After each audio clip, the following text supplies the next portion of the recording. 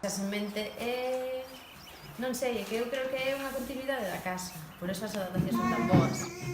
Porque non hai unha separación tan forte, non hai tanta diferenza entre unha cousa e a outra. Con moitas ganas, vendo que este modelo de algún xeito entendemos que funciona, porque cada ano temos máis crianzas, hai máis xente que se informa ao longo do curso, que está, bueno, que de algún xeito quere participar da semente, entón entendemos que as crianzas están aquí, pásanlo ben, están a gusto, aprenden e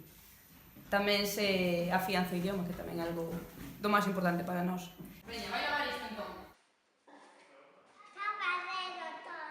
Non sei, porque, bom, xa estaba avisada de que iba a facer esta baixa de maternidade de Rosalía e entón xa levaba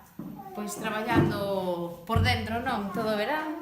e a verdade é que foi chegar ao espazo e un pouco amoldalo ás necesidades, máis ou menos, dentro dos materiais que tiñamos e todo isto. Bom, dándolle un toque un pouquiño especial con esa árbore que pintamos, non? Bueno, intentando facelo meu, porque claro, estaba da man de Rosalía, que vai a ser a educadora, entón eu o único que intentei foi modificar un pouquiño e poñelo da miña. Que aínda pode ser que se modifique, porque as necesidades das crianzas poden ser outras. Que nos aprendemos de cada día se aprenden cousas e ademais, ao ser o terceiro ano, como decías, pois xa son cousas que cada ano vas revisando e vas modificando dende na forma de traballar con elas, cousas que igual cada ano comprendes que se poden facer de un xeito mellor, sobre todo para elas, e que no día a día che dan leccións constantemente. Tú pensas que as cousas son dun xeito e de repente dices, non, porque elas te ensinan que non hai un xeito, que hai 30 e todos son válidos. E, bon, a realidade é que aquí están como na casa, teñen o seu coxinciño para tirarse no chan, non sei, van polo espazo máis ou menos como queren.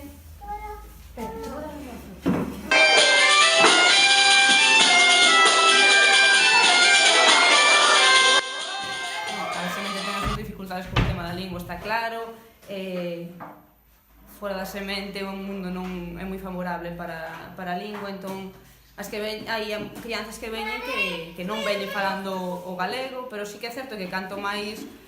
en idades máis tempranas chegan a semente, pois conseguimos que se fiance antes, que o vayan usando e sobre todo o xeito para nós máis,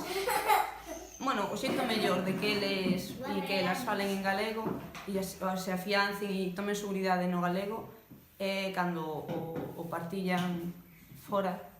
sobre todo cando fan o seu uso a través da actividade libre, do xogo espontáneo, é o mellor xeito de que se elas xogan en galego libremente, sabes que tes crianzas que serán galego falantes. Puxa!